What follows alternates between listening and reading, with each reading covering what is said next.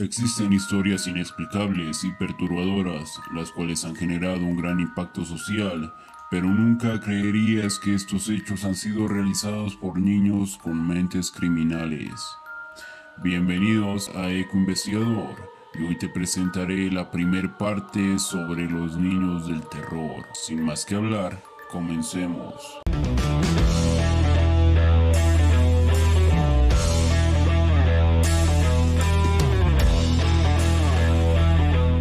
Número 1. Cristian Fernández. Cabe mencionar que este niño de tan solo 12 años tuvo una vida muy complicada, ya que su madre había sido violada cuando ella tan solo era una niña. Producto de esa violación nació Cristian. El día que todo ocurrió, la madre de Cristian dejó al menor a cargo de sus hermanitos y a su regreso encontró al hijo menor sangrando por la nariz y los oídos. A lo cual Cristian le dijo que se había caído de la cama. Sin embargo, Vianela no le dio importancia y solo limpió la sangre de la cara del niño y lo volvió a acostar. Investigaciones posteriores indicaron que Cristian había golpeado al niño. Producto de esto, el menor murió 2 días después de estar en cuidados intensivos. Además, Vianela Mari se declaró culpable por el comportamiento negligente, ya que pasaron 2 horas después de que ella volvió a casa y dio aviso de emergencia tras comprobar que su bebé no reaccionaba. Pero antes de llamar a emergencias, buscó en internet los síntomas que presentaba una persona con un golpe en la cabeza. Esto según lo que reflejan los documentos de la investigación policial. Mientras que Cristian, su hijo, fue detenido por las autoridades acusado de la muerte de su hermano de 2 años y juzgado como adulto por la gravedad de su crimen y sus comportamientos antisociales. Número 2. Barry Day Lucatis. Bueno, todo comenzó un 2 de febrero del año 1996 en la escuela secundaria Frontier, la cual fue devastada por varios disparos que se produjeron en una clase de álgebra. El tiroteo cobró la vida de 3 personas, 2 estudiantes y un profesor, y causó la grave lesión de un estudiante. El acusado era un muchacho de tan solo 14 años llamado Barry Day Lucatis, que tenía pensamientos falsos desde antes del tiroteo. Ese día Barry estaba vestido de negro como un pistolero del viejo oeste, armado con un rifle calibre 30, una pistola calibre .357, una pistola calibre 25 y 28 cartuchos de munición. Esa mañana, el adolescente entró a su aula de álgebra durante el 5º periodo y abrió fuego contra los estudiantes, matando a Arnold Fries y Manuel Vela de tan solo 14 años. Este último, según Barry, era un matón, convirtiéndolo así en su objetivo principal. Luego le disparó a Natalie Hitz de 13 años en el abdomen y en el brazo. Por último le disparó a su profesora de álgebra, Leonela Caires de 49 años, en el pecho, muriendo inmediatamente. Mientras que los demás estudiantes fueron tomados como rehenes durante 10 minutos antes de que un profesor de gimnasia dominara al muchacho. Se creía que además de una historia de enfermedades mentales y problemas disfuncionales en la familia, Barry fue influenciado por la canción y el video Pearl Jam llamado Jeremy. El video muestra a un joven problemático que comete suicidio delante de sus compañeros y maestros. También se informó que Barry, cuando vio a sus compañeros entrando en pánico, dijo: "This sure beats algebra, this ain't it". Esto es mejor que el álgebra, ¿no? Esta es una cita de una novela de Stephen King, en la que el protagonista mata a 2 profesores y toma como rehenes a la clase de álgebra. Barry, después de ser capturado, se le imputó 2 cadenas perpetuas, con un adicional de 205 años de prisión. Número 3. Lionel Tate.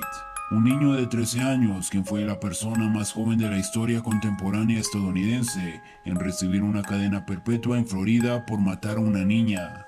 Además, se declaró culpable de atacar a mano armada a un repartidor de pizzas.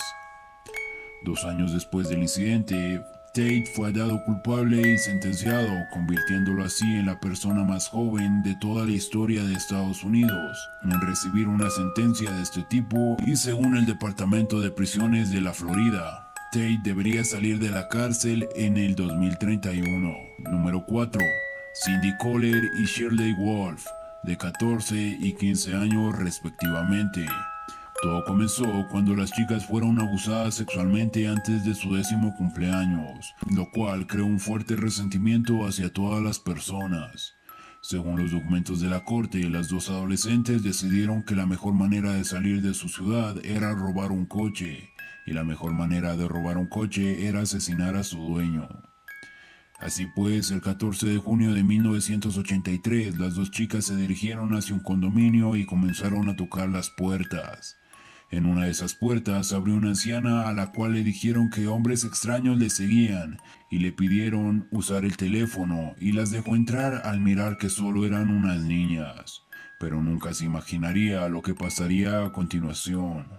Después de una hora de estar con la anciana platicando, tomaron un cuchillo de carnicero y atacaron a la mujer brutalmente, apuñalándola más de 25 veces, antes de tomar las llaves del vehículo e intentar robarlo. Esa misma noche, Shirley Wolf escribió en su diario: "Cindy y yo huimos y matamos a una anciana.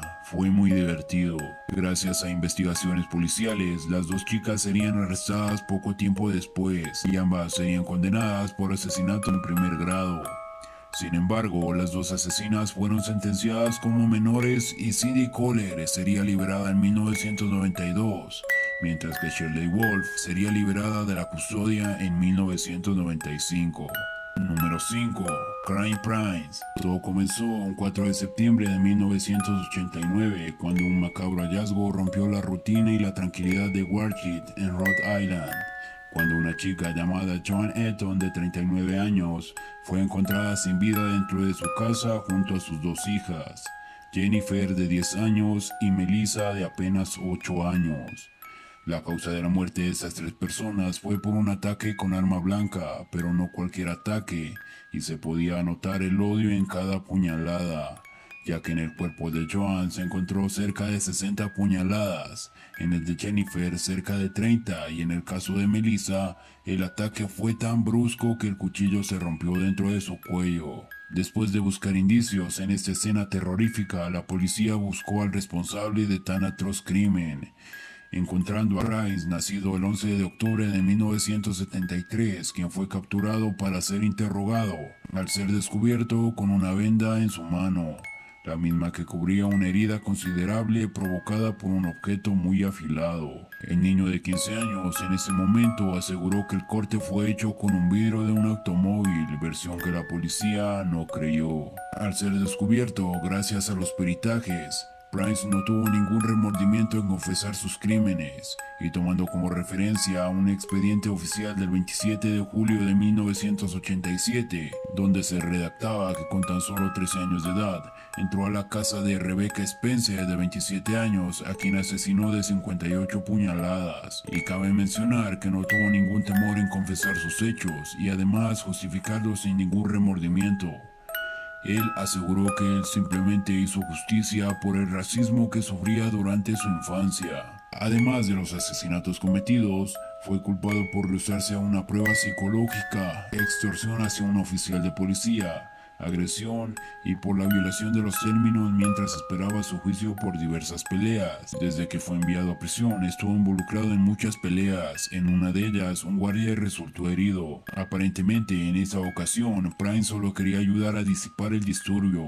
Posterior, en 2009, fue trasladado a otra prisión y le fue negada la libertad condicional luego de que varios grupos se opusieran a su liberación y que clínicamente fuera considerado demasiado violento para terapia. Crime Prince cumplió su condena en mayo del 2020. Número 6. Graham Young. Graham Frederick Young nació en Nearsden, al norte de Londres, el 7 de septiembre de 1947, hijo de Fred y Bessie Young.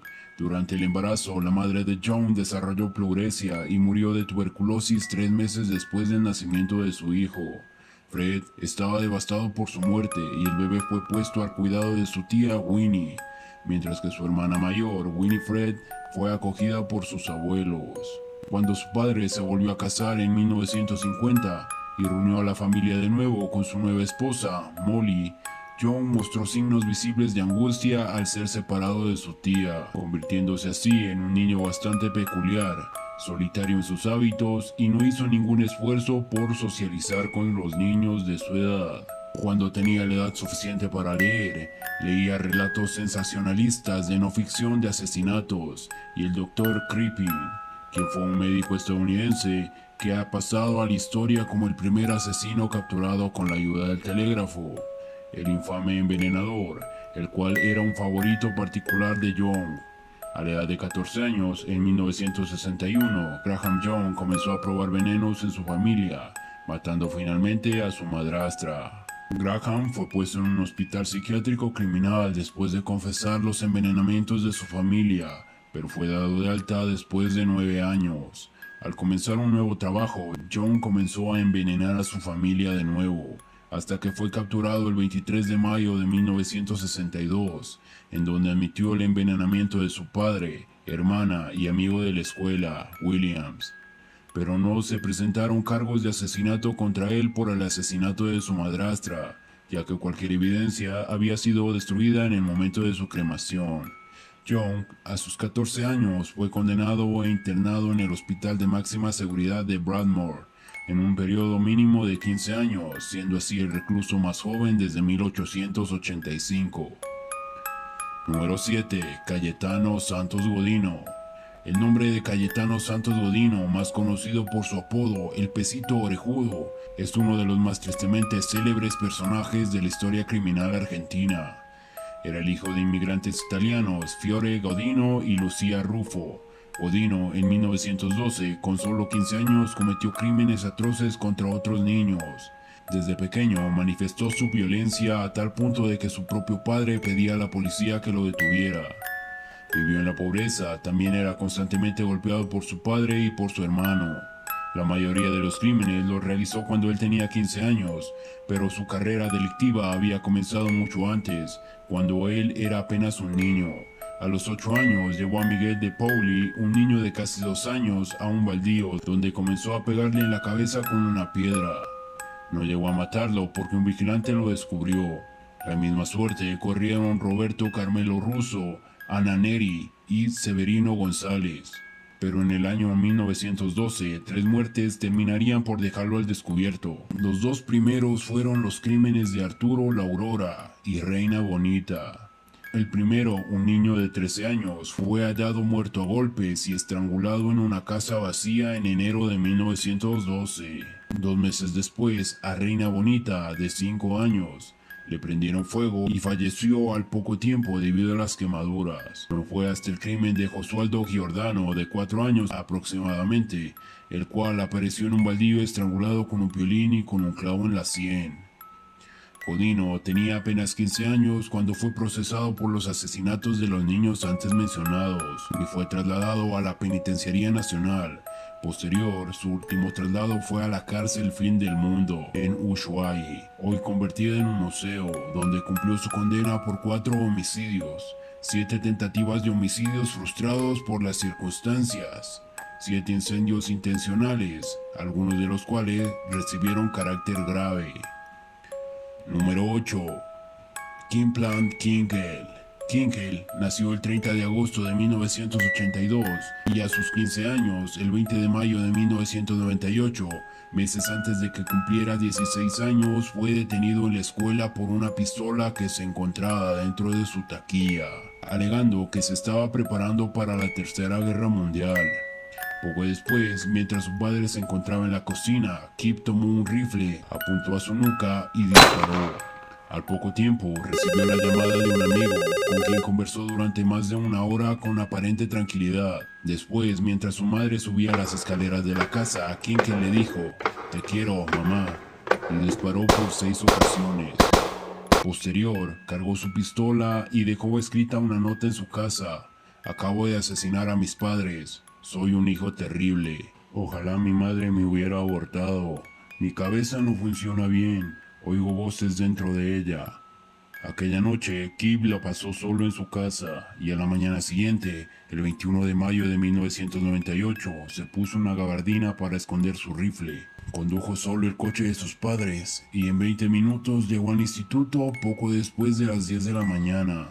Se dirigió al vestíbulo, el cual estaba casi vacío, por lo que llegó a la cafetería, disparó 48 veces en menos de un minuto, alcanzando así a 24 estudiantes. El 22 de mayo de 1998, Kip fue acusado de 4 cargos de asesinato agravado. Posterior, el 16 de junio del mismo año fue acusado por 58 cargos de delitos graves, incluyendo 4 cargos de asesinato agravado, y un año después, en 1999, en el mes de septiembre, se declaró culpable de 4 asesinatos y 26 homicidios. 2 meses después, el 2 de noviembre, tras una audiencia que duró 6 días, donde incluyó el testimonio de psiquiatras, psicólogos que entrevistaron a Kip, las declaraciones de las víctimas, la declaración de su hermana, el juez del circuito del condado de Lane, Jack Matheson, condenó a Kip a 111 años de prisión sin posibilidad de libertad condicional. Número 9. Luke Woodman.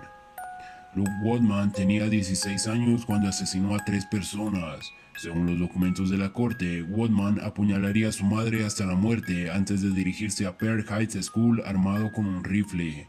Este adolescente dispararía y mataría a 2 estudiantes, incluyendo a su exnovia. También heriría a otros 7 estudiantes. Por lo realizado, sería capturado y sentenciado a 2 condenas perpetuas y 25 años por el intento de asesinato. En el juicio, Woodman testificó que no tenía ningún recuerdo de matar a su madre. Describió su relación con su madre como carente de amor y esencialmente inexistente.